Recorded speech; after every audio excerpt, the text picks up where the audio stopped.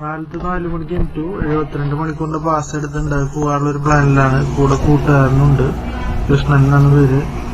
അപ്പൊ കാലത്ത് നേരത്തൊന്നും വീഡിയോ എടുത്തില്ല, ഇപ്പോഴാണ് ലൈറ്റ് വന്നു തുടങ്ങി.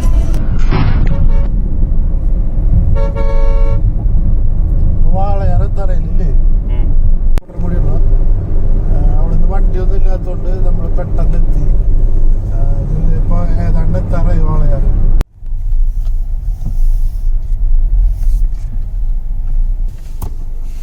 തന്നെയല്ലേ, നമ്മളിവിടെ നിർത്തേണ്ട ആവശ്യമില്ല. ചോദിച്ചോട്ടെ.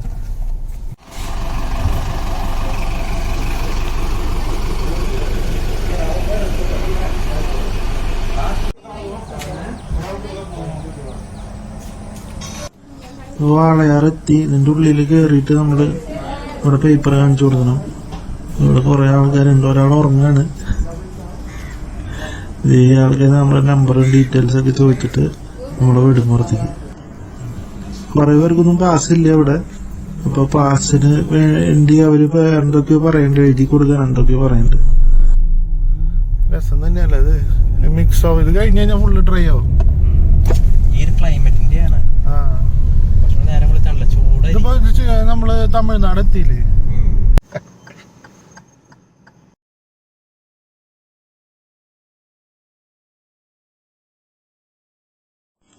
നമ്മള് കേരളത്തിനും ബാംഗ്ലൂർക്ക് വരുമ്പോ ആദ്യം കുറച്ച് ഓടിക്കുമ്പോ ഒരു സുഖം തോന്നും. പക്ഷെ വെയില് വന്ന് തുടങ്ങി കഴിഞ്ഞാൽ ശരിക്കും പാട് തന്നെയാണ്.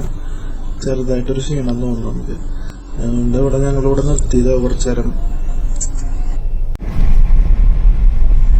അപ്പൊ നമ്മളിങ്ങോട്ട് വന്നപ്പോ 72 മണിക്കൂറിന്റെ തമിഴ്നാട് ബസ്സും കേരള ബസ്സാണ് എടുത്തത്. തമിഴ്നാട് ബസ്സിൽ അവര് ചെക്ക് ചെയ്യുന്നുണ്ട് എന്തിനാണ് പോണ നമ്പർ ഇതൊക്കെ. പക്ഷെ ഭയങ്കര ചെക്കിംഗ് ഒന്നുമില്ല. നമ്മള് എക്സാം ഒക്കെയാന്ന് പറഞ്ഞു കഴിഞ്ഞാൽ അവർ പറഞ്ഞു വിടും.